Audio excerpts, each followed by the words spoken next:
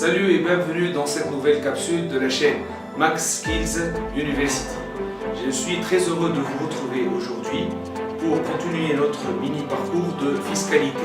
Je vous ai préparé un mini cas pour faire un petit échauffement avant d'entamer la bataille. Sur ce, je vous dis, c'est parti!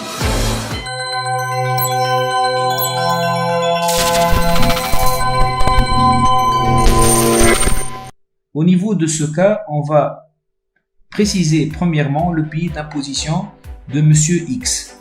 Donc, comme on a vu au niveau de la capsule précédente, la capsule qui traite des soubassements théoriques, donc il y a deux critères, deux axes à prendre en considération. Le premier, c'est la résidence, qui est subdivisée en trois parties.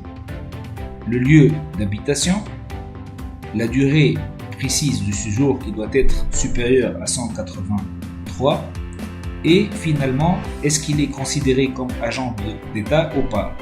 Deuxième axe, c'est la provenance du revenu. Donc on va essayer de décortiquer ce cas. Donc vous trouvez l'énoncé au niveau de la pièce, au niveau du pièce jointe. Monsieur X est tunisien de nationalité, donc la nationalité n'a aucune importance au niveau de la détermination du pays d'imposition. Au cours de l'année 2017, c'est l'année de référence. Son travail au sein d'une entreprise située en Tunisie, donc c'est très important, mais c'est peu suffisant.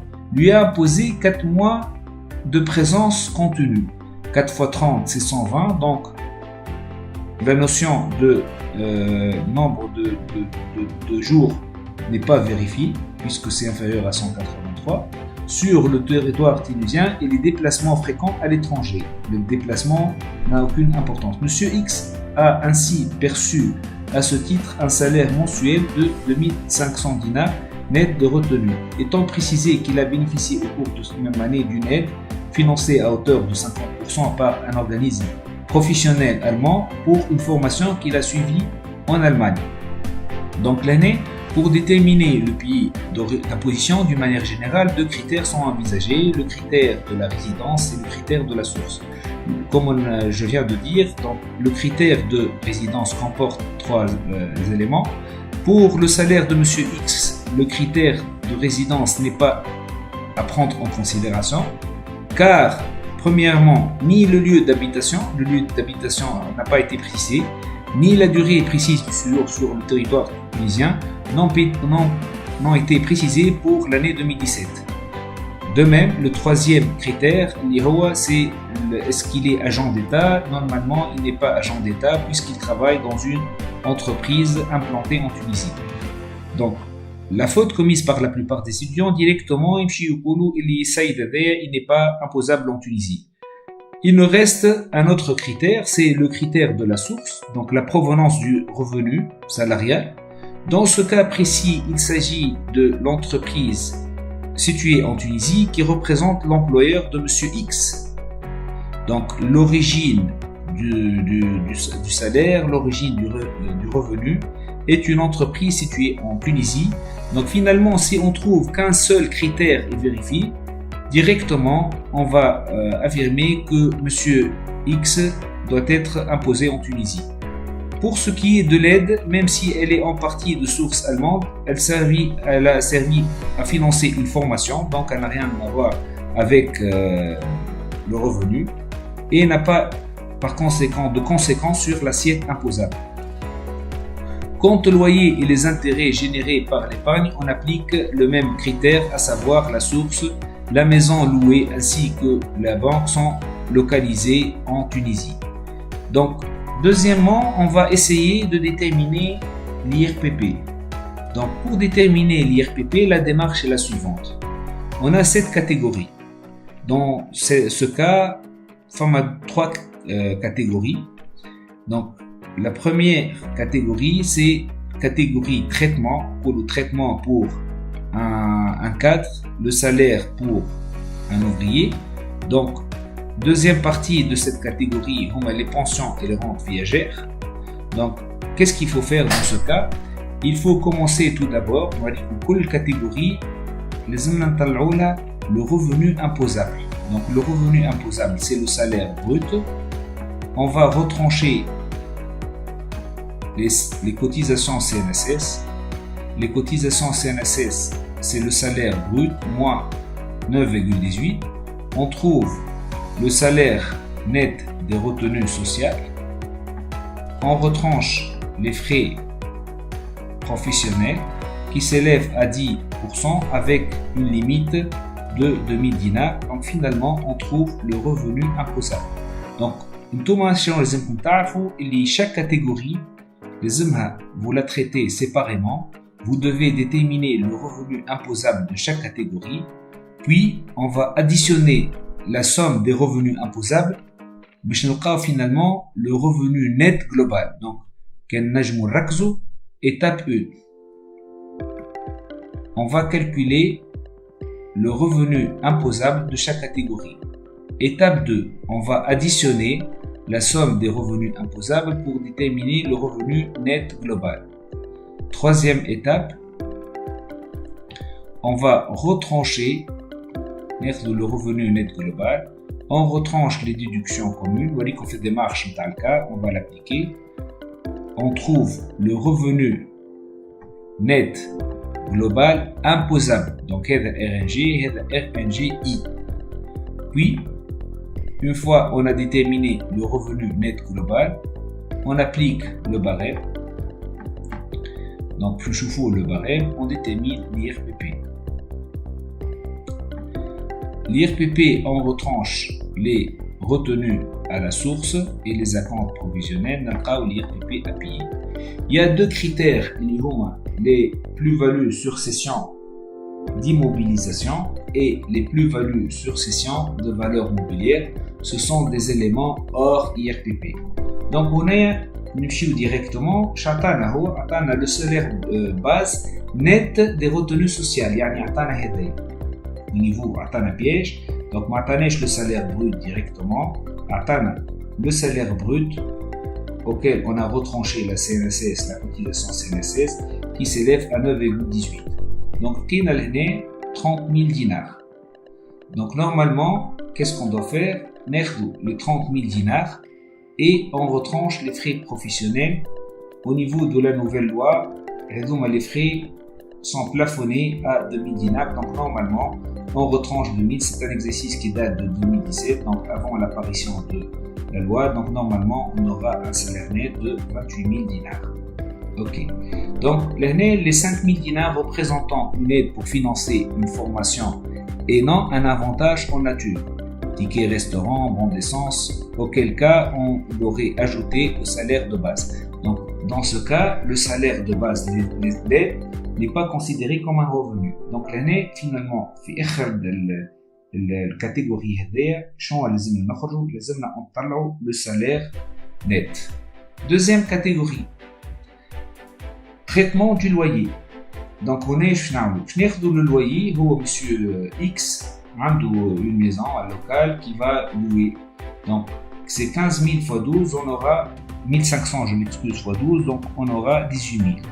Donc, de façon que le principe de base, le loyer brut, on retranche les frais forfaitaires, le loyer brut, fois 0,2, moins, donc normalement l'année, il faut retrancher tout ce qui est les frais de syndic, mais avant de retrancher les frais forfaitaires, on doit retrancher les frais de gestion. Puis finalement, on retranche les taxes sur les immeubles bâtis. L'application. Donc, dans notre cas, en cas de prise en charge, l'énoncé.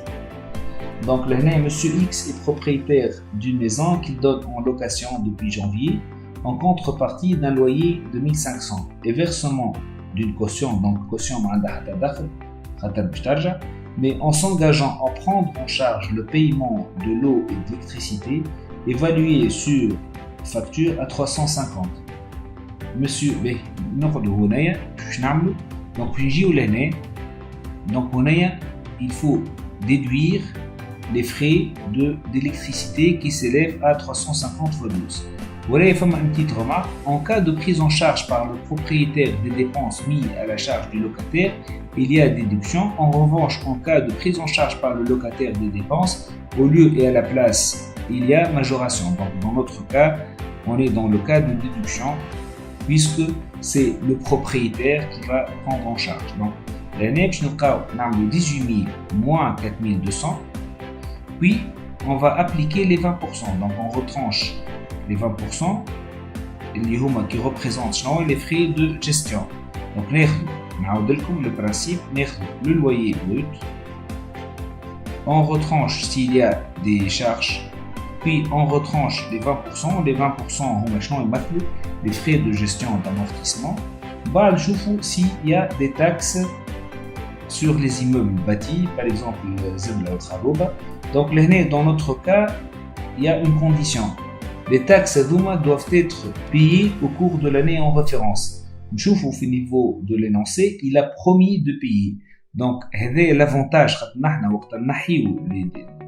On retranche quelque chose. Le revenu imposable relatif à cette catégorie, dans notre cas, on n'a pas le droit de retrancher des taxes sur les immeubles bâtis, puisqu'il y a une promesse et les taxes n'ont pas été acquittées au niveau de l'année en cours.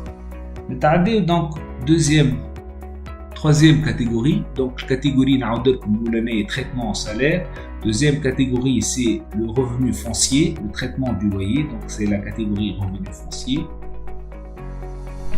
Donc, troisième catégorie, le traitement des revenus des capitaux mobiliers. Il y a un compte épargne, donc la rémunération au titre de l'épargne s'élève à 1700.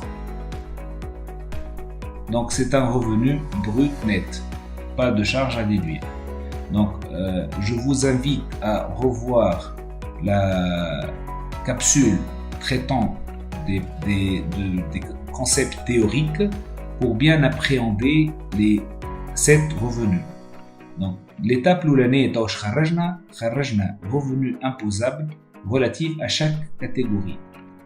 Donc qu'est-ce qu'on va faire? On va les additionner. Tu vois l'année, c'est l'étape 2 qui est le RNG.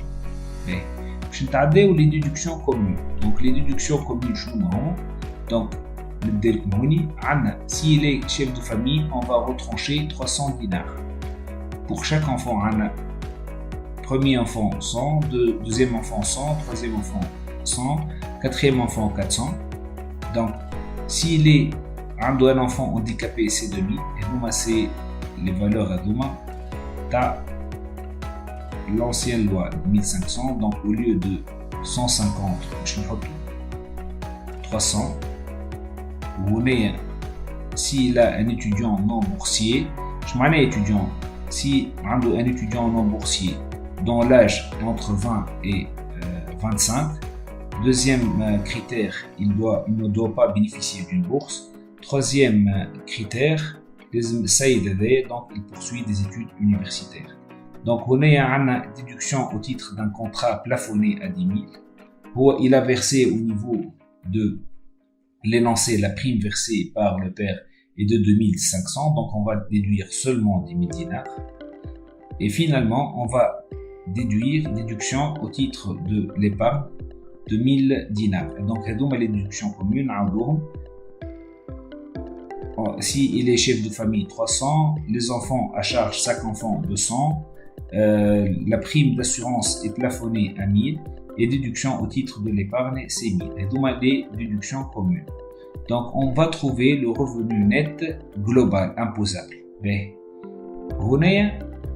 revenu net global imposable, on applique le barème.